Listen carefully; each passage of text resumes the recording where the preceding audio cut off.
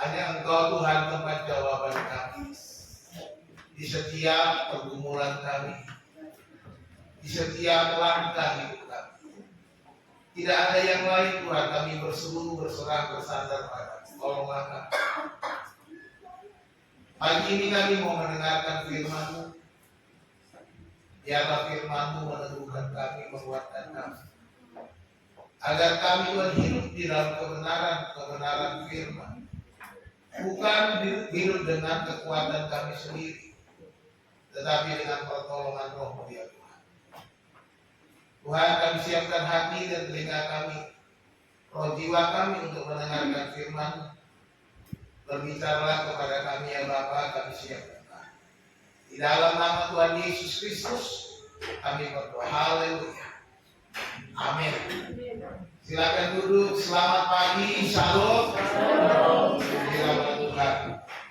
Bapak Ibu, saudara dikasih Tuhan, hari ini judulnya mungkin agak menyeramkan ya. Panggilan di tengah penderitaan.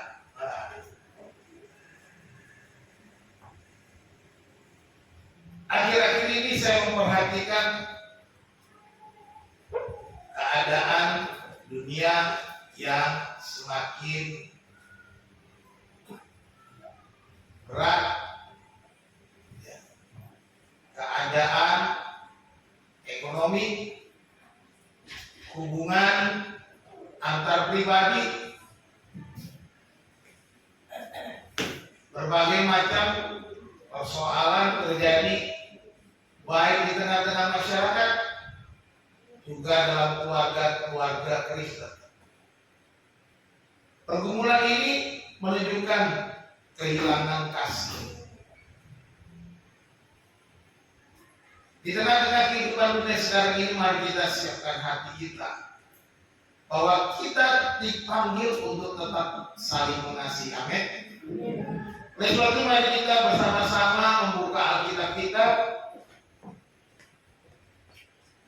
dari kitab 1 Petrus pasal yang keempat ayat yang ke-8.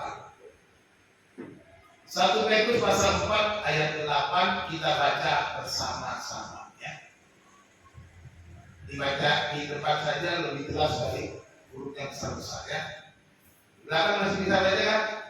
Ya, kita baca sama-sama. 2, 3. Tetapi yang terutama kasihlah sungguh-sungguh seorang akan yang lain, sebab kasih menutupi banyak sekali dosa. Firman Tuhan katakan yang terutama, kasihlah sungguh-sungguh seorang akan yang lain, sebab kasih menutupi banyak sekali dosa. Firman Tuhan juga mencatat bahwa pada akhir zaman ini kasih sebagai orang akan menjadi hilang. Orang-orang mulai mencintai diri sendiri daripada mengasihi sesama. Egoisme lebih tinggi, keakuan lebih tinggi, ingin merasa lebih dihormati, lebih dihargai, dan mencari popularitas sendiri dan ingin dihormati. Inilah keadaan masa sekarang. Bapak Ibu yang dikasih Tuhan, demikian juga sebenarnya sudah sejak zaman dulu, ya. Di dalam konteks ini terjadi penderitaan dan akhir zaman. Di dalam surat Petrus juga saya sudah menjelaskan. Pada waktu itu gereja-gereja di Pontus, Galatia, Kapadokia, Asia Kecil dan Bitinia, kelima daerah itu sedang mengalami penderitaan, sedang mengalami masa yang sulit di akhir zaman ini. Kita bisa baca ayat yang ke-7, saudara, nanti saya akan tayangkan, ya. Bagaimana karena lokasi orang sudah tidak ada lagi. Ya. Di sini Petrus menekankan satu prioritas utama bagi jemaat, bahwa prioritas kita bukan lagi kasih yang biasa-biasa saja, tetapi kasih yang sangat mendalam, kasih yang tulus, kasih yang penuh dengan transformasi. Kita boleh mengubah kehidupan orang lain. Inilah kasih yang dimaksudkan itu. Nah, ayat ini merupakan puncak dari nasihat Petrus kepada gereja, mengingatkan bahwa di tengah-tengah ujian, di tengah-tengah penderitaan, di tengah-tengah kesulitan, kasih harus menjadi senjata rohani yang paling kuat, menjadi paling ampuh. Kasih harus menjadi satu-satunya alat bagi kita untuk membagikan kebaikan Tuhan, untuk menceritakan kuasa Allah, untuk menceritakan kebaikan-kebaikan Tuhan kepada sesama kita. Bapak Ibu Saudara dikasih Tuhan, bagaimana kasih menjadi gaya hidup kita di akhir zaman? Di tengah-tengah pergumulan kita di akhir zaman ini, kasih harus menjadi gaya hidup, lifestyle. Kita belajar pentingnya kasih di dalam hidup orang percaya. Bisa bantu saya ayat itu? Pentingnya kasih di dalam hidup orang percaya. Ada 3 hal yang kita ingat di dalam ayat ini. Yang pertama dikatakan kasih itu harus di atas segala-galanya. Ya, perhatikan di sana dikatakan tetapi yang terutama. Terima kasih Tuhan memberkati ya Bu. Dikatakan tetapi yang terutama, ini menunjukkan bahwa kasih harus di atas segala-galanya di dalam kehidupan kita sebagai orang percaya. Kita tahu bahwa Allah adalah kasih. Seluruh kitab suci kita ini mengajarkan tentang kasih, tidak ada yang lain. Terutama kasih Allah kepada dunia ini, kasih Allah kepada kita, kasih Allah kepada saudara dan saya. Ini isi daripada firman Tuhan. Kasih. Oleh sebab itu Petrus berkata, sebagai seorang rasul, sebagai seorang murid yang sudah mengikuti Yesus selama kurang lebih 3,5 tahun pelayanan Yesus, dan melayani Yesus, menyerahkan hidupnya sepenuhnya kepada Yesus, dia tetap mengajarkan hal yang sama. Yang terutama, kasihlah seorang akan yang lain. Kasih harus menjadi yang terutama. Perhatikan di situ secara harfiah ayat ini, tetapi di atas segalanya satu sama itu kalau kalimat ayat di dalam teks tadi. Di atas segalanya satu dengan yang lain, dan kasihlah satu sama lain. Jadi ini dikatakan di atas segalanya. Itu yang dikatakan oleh Rasul Petrus. Apapun itu yang saudara miliki, apapun yang saudara sedang alami, saudara mengalami tekanan, saudara mengalami aniaya, saudara mengalami berbagai macam pergumulan, kasih harus di atas segalanya. Saudara disakiti, kasih harus di atas segala-galanya. Bapak Ibu, saya baru dapat satu bahan untuk pengajaran. Nanti akan kita buat kelas pengajaran. Bagaimana membagikan kasih dalam keluarga, membangun keluarga yang diberkati. Kalau nggak datang puji-puji. Karena kita mau belajar bagaimana rumah tangga itu penuh dengan cinta. Saya sudah dapat bahan, saya sudah siapkan. Ini penting. Sebab kalau kasih tidak dipelihara di dalam keluarga, berbahaya. Ya. Nah, perhatikan di situ di kata ini, kalimat ini mulai dengan kata tetapi menunjukkan kontras dengan ayat yang ketujuh yang berkata kesudahan segala sesuatu sudah dekat. Satu orang baca lebih lengkap ayat 7. Kesudahan segala ayat 7 silakan. Kesudahan segala sesuatu sudah dekat. Karena itu kuasailah dirimu dan jadilah tenang supaya kamu dapat berdoa. Ya. Kuasailah dirimu, jadilah tenang supaya kamu dapat berdoa. Karena itu tadi yang utama dari semuanya kasih. Jadi kita melihat ini saat-saat genting kita mau diajarkan. Ini saat-saat kesudahan segala sesuatu sudah dekat. Sekarang kita menuju atau berada di akhir zaman. Kesudahan segala sesuatu benar-benar sudah dekat. Bagaimana dengan kasih? Bagaimana supaya kita bisa tenang? Bagaimana kita bisa berdoa? Miliki kasih di atas segalanya. Kalau kita tidak punya kasih, kita akan berontak. Kalau kita tidak punya kasih, kita pasti marah. Kalau kita tidak punya kasih, kita pasti mendendam. Kalau kita tidak punya kasih, kita pasti segera melakukan hal-hal yang merusak. Itu pasti. Akhirnya kita tidak bisa tenang, tidak bisa berdoa, tidak bisa bersandar kepada Tuhan. Coba lagi. Ketika suami istri sudah tidak ada kasih, pasti tengkar terus. Ketika suami istri sudah tidak ada kasih, pasti ada piring terbang. Kenapa? Tidak ada kasih. Itu sebabnya kasih harus di atas segala-galanya. Krisis boleh kita hadapi, uang boleh habis, makanan di meja boleh tidak ada, tapi kalau kita ada kasih, piring yang kosong itu tidak akan terbang. Tetapi kita datang di hadapan Tuhan tenang dan berdoa. Amin. Dan bersyukur Tuhan, terima kasih untuk piring yang kosong. Bagaimana kita bisa berdoa piring yang kosong?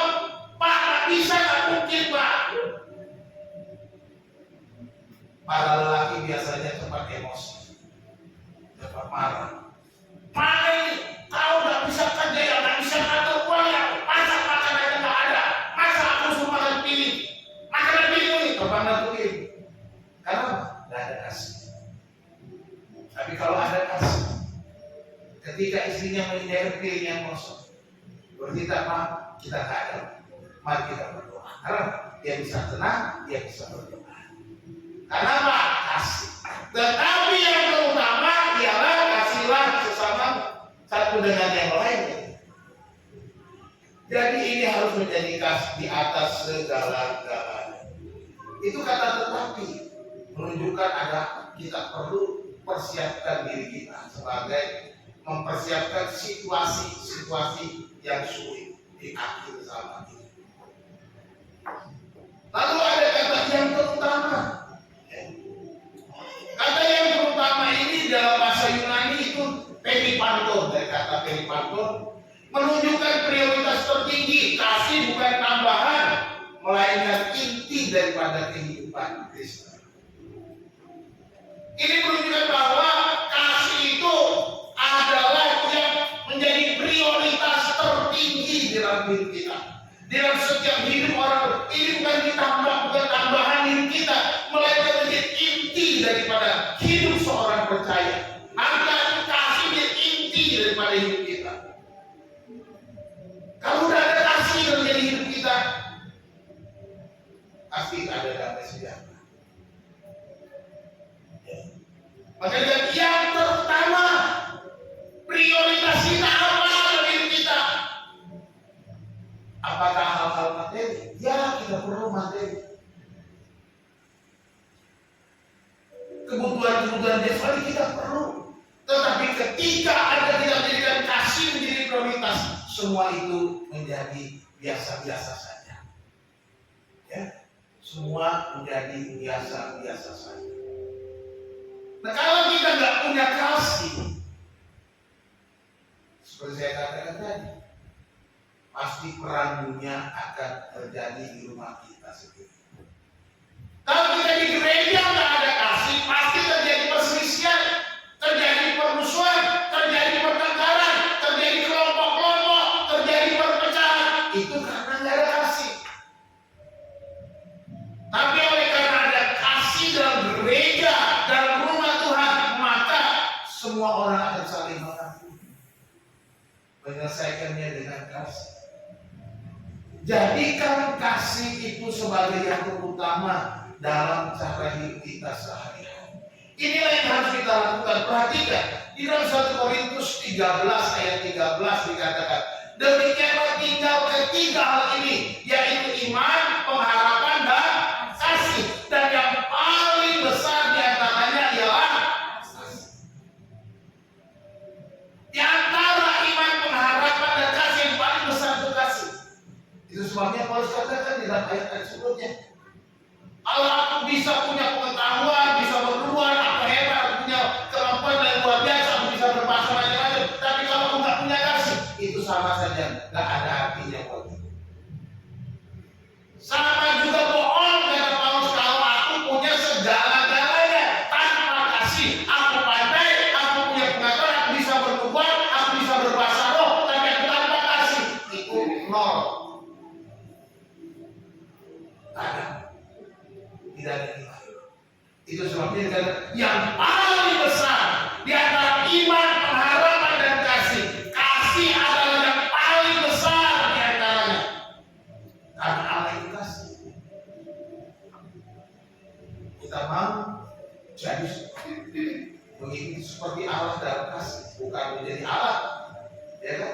Kita harus seperti Allah itu kudus, kita harus kudus. Allah itu kasih, kita harus kasih juga. Inilah yang Tuhan mau dalam kehidupan kita, menjadikan kasih itu prioritas utama. Karena yang paling besar di antara iman. Kita perlu iman. Iman. Wah, luar biasa. Kita perlu iman untuk percaya pertolongan Tuhan. Kita punya pengharapan yang kita berharap Tuhan akan memberikan kekayaan kasih. Kalau punya iman bisa memindahkan gunung aja, tanpa kasih tak ada artinya. Punya iman yang hebat, tanpa kasih tak ada. Jadi yang paling penting Bapak Ibu Saudaraku adalah kasih. Jadikan kasih itu yang terutama. Buat di pikiran kita, mindset kita, hati kita hanya kasih, nggak boleh digabungkan. Ketika saudara disakiti, kasih itu harus menguasai hati dan pikiran kita. Kalau kasih nggak menguasai pikiran hati kita, pasti kita membalas, memberontak, marah, membenci. Itu yang kita lakukan. Jika kita nggak bisa tenang, nggak bisa berdoa. Jadi kita mau lakukan apa? Di tengah penderitaan, kasih itu mencegah kepahitan dan perpecahan. Biarlah kasih bisa mencegah perpecahan, mencegah kepahitan di dalam kehidupan kasih.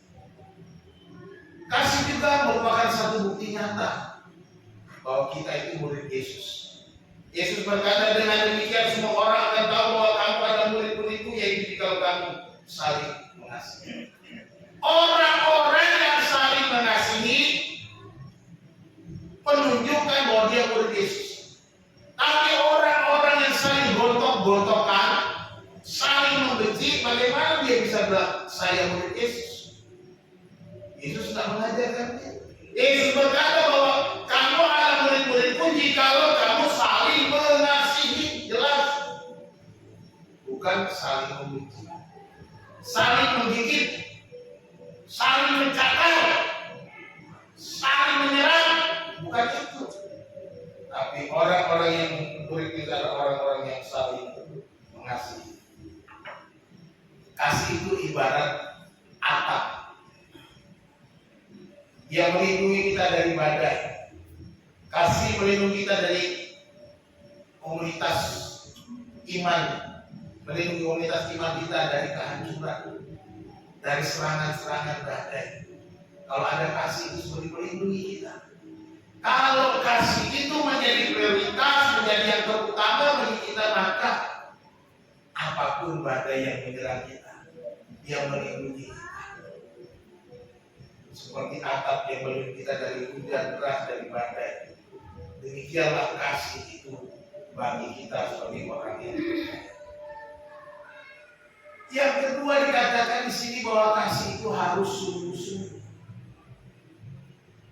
Maka dikatakan di dalam Islam, kasihlah sungguh-sungguh seorang akan yang lain.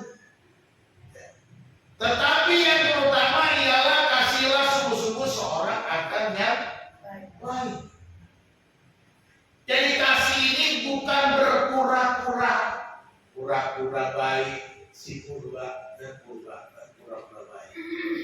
Ada yang pura-pura nggak sih? Nggak ada ya? Oh, nggak ada yang tersinggung. Ada yang pura-pura Batak teman ya, Pak Sukardi Sintohan. Saudara dikasih demikian, kita diajarkan hari ini bahwa kasih itu harus sungguh-sungguh. Seperti apa sih kasih yang sungguh-sungguh itu? Coba kita mulai bayangkan apa sih kata sungguh-sungguh itu? Tidak pura-pura ya gitu saja. Tidak pura-pura, sungguh-sungguh tidak pura-pura. Ya tapi sudah pura-pura itu apa? Sungguh-sungguh itu seperti apa? Kasih yang sungguh-sungguh itu adalah kasih yang muncul dari dalam hati dan pikiran kita. Itu yang namanya sungguh-sungguh. Bukan karena ada sesuatu. Bukan karena dia baik, aku baik. Dia menyenangkan, aku baik. Dia memberi aku sesuatu, aku baik. Aku bisa sayang dia, aku kasih dia. Bukan. Kasih yang sungguh-sungguh itu adalah kasih yang betul-betul meluapkan perbuatan tanpa memikirkan siapa dia, mengapa dia. Pokoknya saya mengasihinya tanpa melihat siapa dia, apa dia. Seperti yang Yesus lakukan. Dia mau mati, datang ke dunia ini di kayu salib, disalibkan, dikuburkan, mencurahkan darah, disiksa, dihina, dianiaya. Dia mau lakukan itu bukan karena engkau baik, tapi karena engkau orang berdosa. Itu kasih yang sungguh-sungguh. Dilakukannya bukan karena terpaksa. Dilakukannya bukan karena sesuatu yang ya udahlah, daripada nggak ada lagi aku lakukan itu, bukan. Yesus lakukannya dengan segenap hati, kesungguhan, dengan kerelaannya. Ini kasih yang sungguh-sungguh. Seringkali kita mengasihi orang hanya karena melihat seorang itu. Selama orang itu baik kepada kita, kita bisa mengasihi dia. Tetapi ketika dia menyakiti kita, nggak bisa Pak, nggak bisa. Saya sudah ditipu sekian ratus juta, bagaimana saya mau mengasihi? Bagaimana saya mau mengasihi? Tidak bisa Pak, saya sudah disakitinya luar biasa. Tidak bisa Pak, saya di rumah ini dihancurkan. Bagaimana saya mengasihi dia? Mulai kita kadang-kadang membuat kita berkata, saya sulit mengasihi. Tapi Tuhan mengajarkan yang terutama ialah kasihlah sungguh-sungguh seorang anak. Kasih yang sungguh-sungguh. Kasih yang sungguh-sungguh. Sungguh-sungguh. Kata Yunani-nya itu ektenes, yang berarti kasih yang teguh. Teguh, tulus dan berkorban. Ini bukan emosi sesaat, tetapi komitmen aktif. Itu kasih yang sungguh-sungguh. Kata ektenes. Kasih yang teguh, tidak goyah, tidak digentar, pokoknya aku mengasihi. Tulus dilakukan dengan kerelaan, dari hati yang paling dalam, dan berkorban. Berkorban apa? Korban perasaan lah, korban sakit lah, Pak, Bapak nggak ngerasa sih sakitnya tuh di sini, di dalam hatiku gitu. Ya saya tahu saudara sakit. Tapi firman Tuhan katakan, kau harus berkorban, kau harus mengasihi, kau harus mengampuni, kau harus lakukan itu karena kasih itu adalah kasih yang sungguh-sungguh, bukan kasih yang sementara, bukan kasih yang bersyarat, bukan kasih yang hanya sekedarnya saja. Tetapi Tuhan mau kasih yang kau punya, agape itu harus dilakukan dengan ketulusan, dengan keteguhan hati, dengan pengorbanan, bukan emosi sesaat. Ini harus jadi komitmen. Berat Pak, saya tahu itu berat.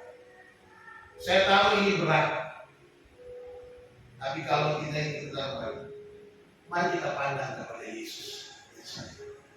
Saya tahu ini berat, tapi saya mengajak saudara ketika ini berat, pandang kepada Yesus.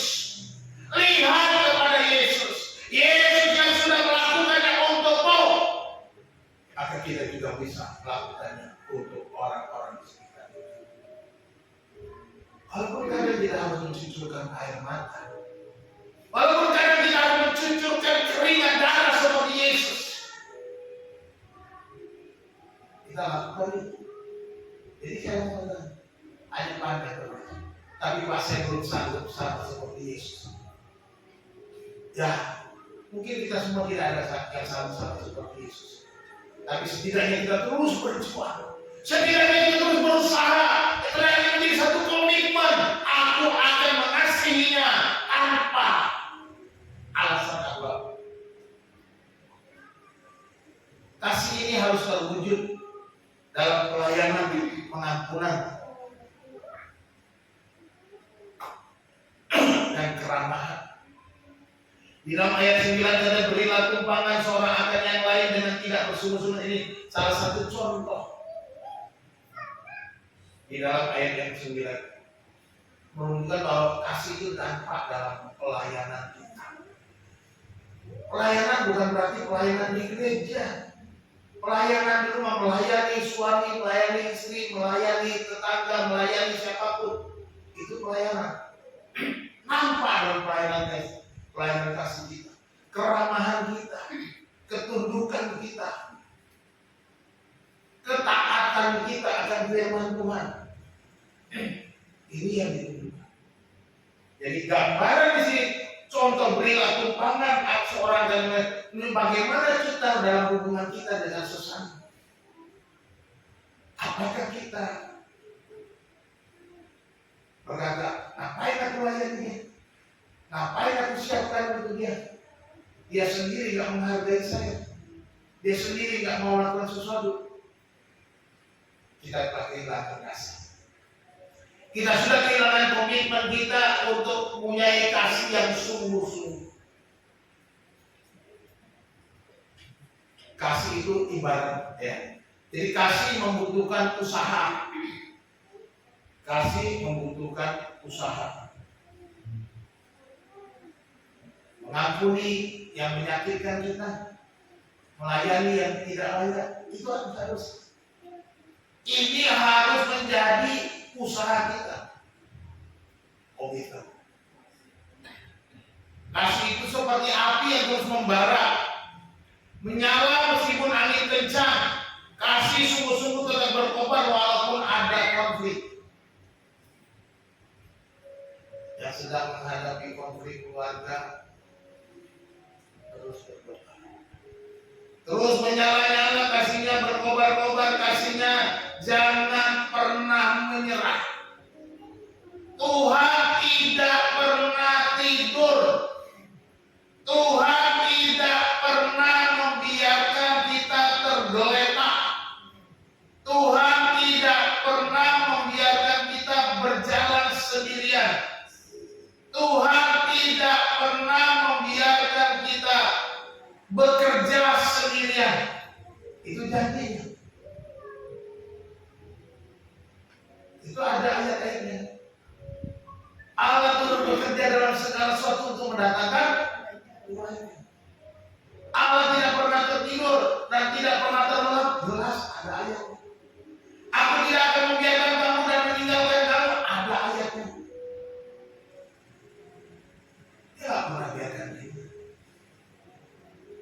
dia mau adalah jangan pernah padamkan kasih.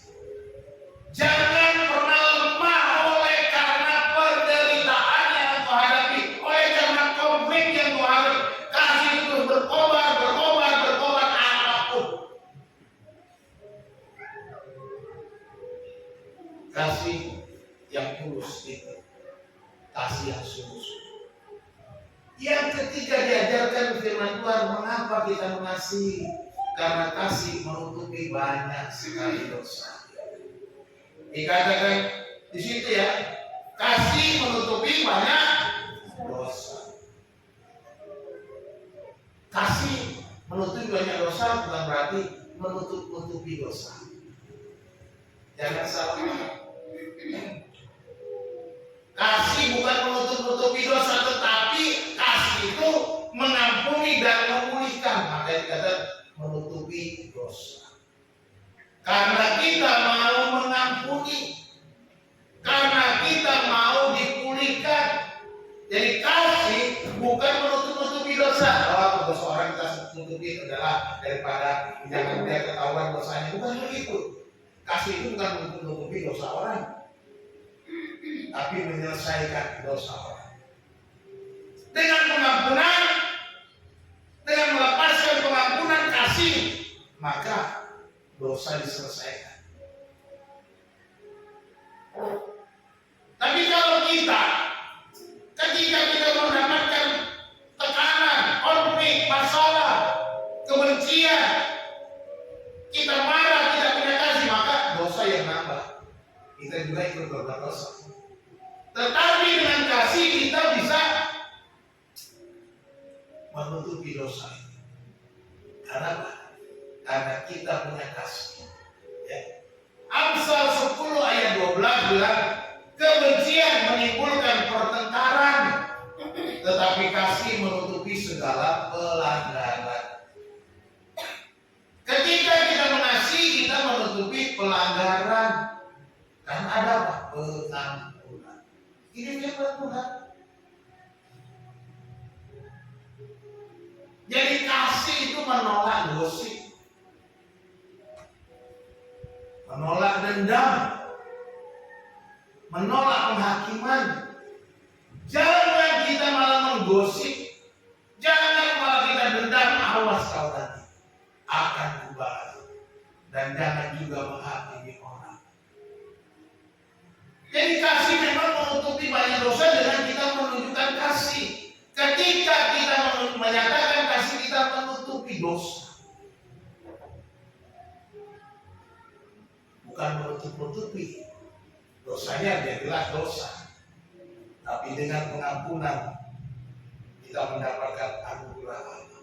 Jadi mari kita terus menjadikan kasih itu prioritas, kasih terus sungguh-sungguh, karena kasih itu menutupi banyak sekali dosa. Apa yang sudah lakukan? Kasih seharusnya mendorong kita mengampuni secara proaktif, bukan menunggu permintaan maaf. Kita kan kadang-kadang ya udah nanya aja, kalau minta maaf baru mau ampun. Kita harus proaktif, kita harus mendahului, kita harus duluan, bukan nunggu. Itu kasih. Bukan tunggu dia baik baru kita malah mulai. Tunggu dia minta maaf baru saya mau mengampuni. Enggak. Karena menutupi dosa berarti kita harus proaktif. Kita harus mendahului mengampuni. Kita harus lebih dulu meminta maaf. Pak, bukan saja yang salah, kenapa saya harus minta maaf? Pak, kenapa saya harus minta maaf? Bukankah saya yang tersakiti? Bukankah saya korban? Ketika kita jadikan kasih itu prioritas, ketika kasih kita sungguh-sungguh, maka nggak ada lagi pikiran siapa yang menjadi korban. Tapi saya mau mengampuni dia. Dia yang menyakitiku, aku mengampuni dia. Di sanalah kasih disebarkan. Di sanalah kasih dikeluarkan. Di sanalah kasih dinyatakan. Di sanalah kasih dilengkapi dalam kehidupan kita yang menyelesaikan dosa itu tadi. Ini yang harus kita miliki.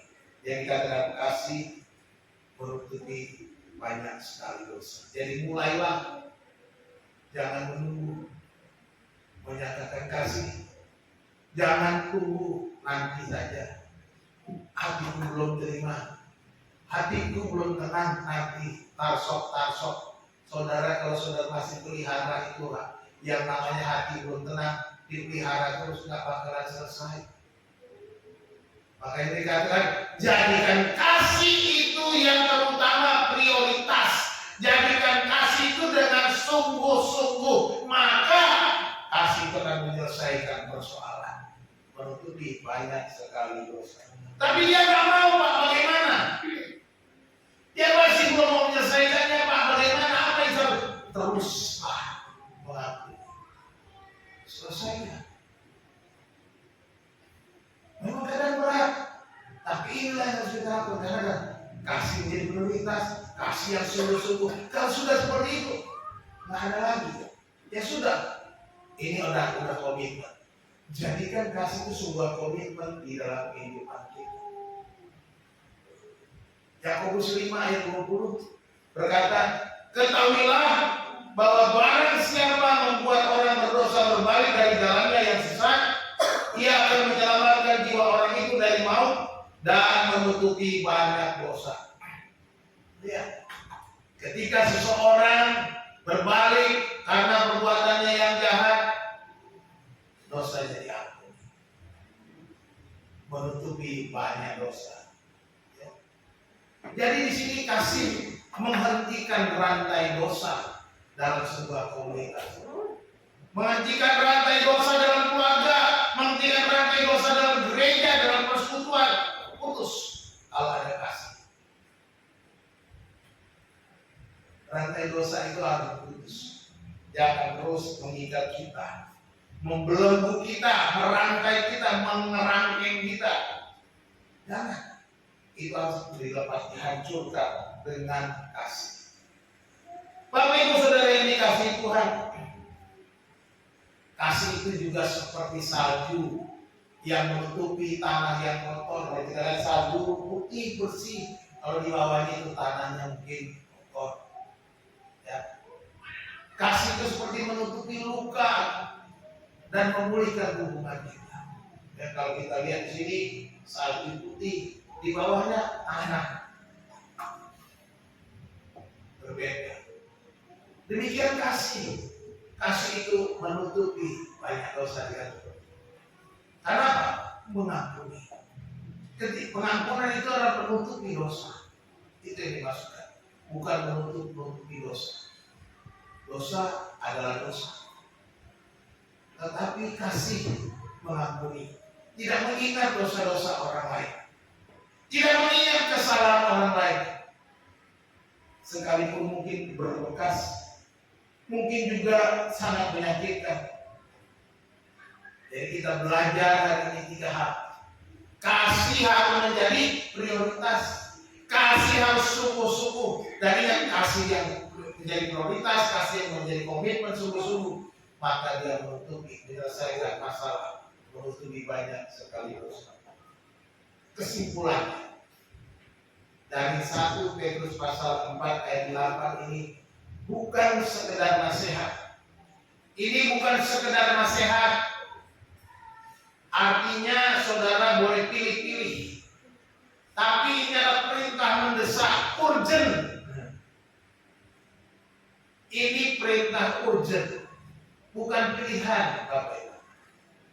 Artinya perintah urgent ini yang harus kita lakukan di tengah-tengah kehidupan kita, di masa-masa sulit di dalam kehidupan kita, di tengah-tengah akhir zaman, di tengah-tengah pemerintahan. Ini adalah perintah yang urgent, perintah yang mendesak, perintah yang penting, perintah yang harus dilakukan. Tidak boleh bilang, ya kalau bisa. Nah, ini bukan pilihan lagi. Saudara boleh pilih, kalau pilihan itu artinya boleh lakukan, boleh enggak. Ini bukan. Ini perintah. Dalam firman Tuhan hari ini kita belajar bahwa kasih yang sungguh-sungguh adalah bukti kematangan bahwa kita sudah menjadi dewasa rohani dan kita punya senjata melawan dosa.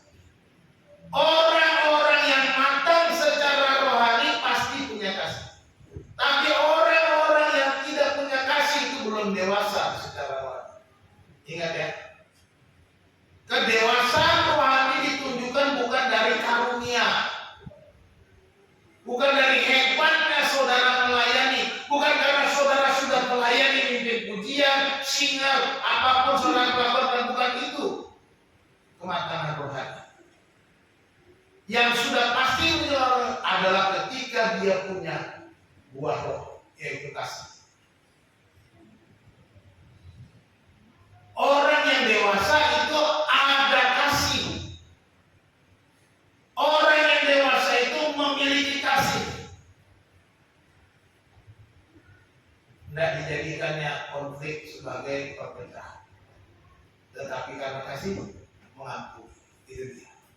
Jadi kita belajar lagi ini, kasih merupakan suatu perintah yang penting. Kasih yang sungguh ada, kasih yang menunjukkan kedewasaan kita di dalam Tuhan.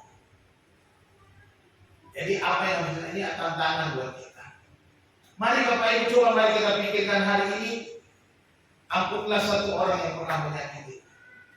Coba pikirkan siapa yang sedang menyakiti orang. Kalau nggak ada yang puji Tuhan, haleluya. Atau sudah pernah ingat, oh saya pernah disakiti oleh seseorang dan saya belum saya selesaikan. Hari ini katakan Tuhan, aku mau mengampuni dia. Saya mau melepaskan pengampunan, saya mau melupakan itu. Kapanpun saudara pernah disakiti, saudara pernah ditipu, pernah disakitin orang, tapi mau melepaskan pengampunan. Jangan ingat-ingat itu lagi. Yang kedua, coba kita lakukan satu tindakan kasih yang tanpa pamrih. Kita mau melayani orang lain, kita mau memberi kepada orang lain, kita mau mendengar orang lain. Ini tindakan kasih tanpa pamrih, tanpa mengharapkan balasan, tanpa menuntut kalau dia tunggu dia baik. Oh, karena dia belum baik maka saya nggak bisa. Tapi lakukan tindakan kasih yang tanpa pamrih, tanpa pertimbangan apapun, tapi karena ada dari dalam diri kita, yang keluar, yang berpancar, yang bersinar di dalam kehidupan kita bagi orang lain.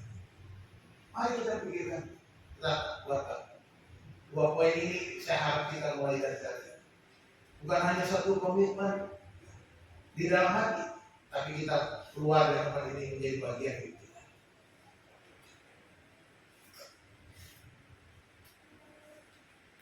Hari ini kita belajar panggilan di tengah penderitaan itu adalah mengasihi. Ada 3 hal. Kasih harus menjadi prioritas.